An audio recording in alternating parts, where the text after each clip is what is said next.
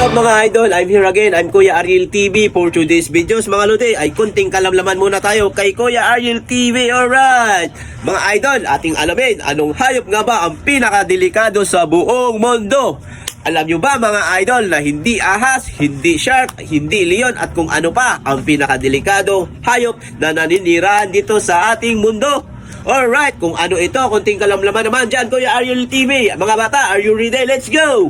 Lamok, ang pinakadelikadong hayop sa buong mundo. Totoo yan mga idol, dahil ang lamok ay ang tinuturing na pinakadelikadong hayop sa buong mundo. Bagamat sila ay maliit, sila ay sanhi na pinakamaraming pagkamatay ng taon-taon kumpara sa ibang mga hayop.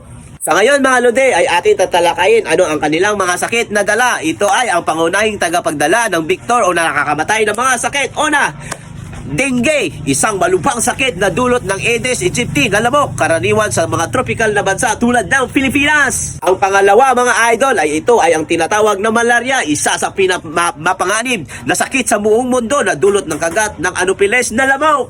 At ang pangatlo mga idol ay ang tinatawag nating Zika, Virus, Chikungunya at Yellow Fever, ibang mga sakit na naisasalin sa pamamagitan ng iba't ubang uri ng kagat ng lamok. Alright! At mga idol, gusto kong idagdag ang kunting kalamlaman ayon sa pagsusuri ng aking pananaliksik ang lamok mga lode. Alright!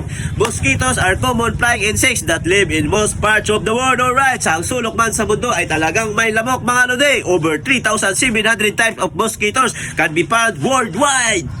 When a mosquito bites a person, common reactions to the bite are itching and swelling. Mga lode, ikaw ay nagigisay-gisay at makati. Alright! Some mosquitoes are vectors or vector in an animal, insect, or tick that spread germs to people or animals that can make them sick. Ito ay ang dahilan or sadid. Kaya tayo ay nagkakasakit at nilalagnat mga lode.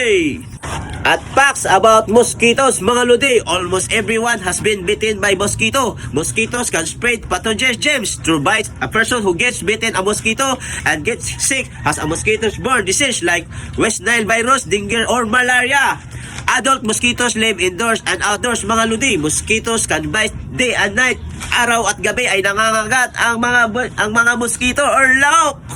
And once again, I'm Kuya Ariel TV. I'm one of the local content creator spreading love and godliness to everyone. And my dream is to become a Kuya Bubbles and Kuya Kim. And if you want to know more about facts and science and everything in this world, just follow me. And that was us.